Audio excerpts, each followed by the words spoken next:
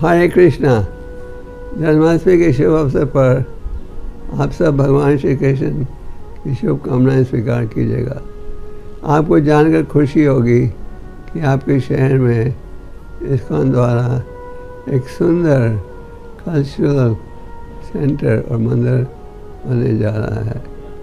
जैसे आप जानते हो, कई साल पहले बर्मन खानदान ने हमें यहाँ स्थान दिया था और अब हम प्रयास कर रहे हैं इस स्थान में सुंदर कल्चरल सेंटर बने।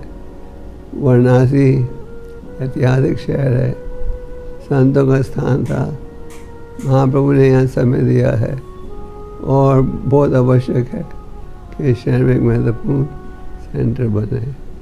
हम आप सबसे निवेदन करना चाहते हैं कि आप सब इस प्रोजेक्ट में जुड़िए।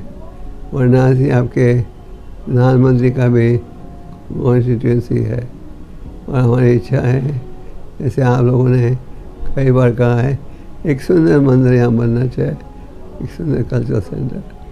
आप सब साथ जुड़ेगा इस योजना को सफल बनाने के लिए। हरे कृष्णा।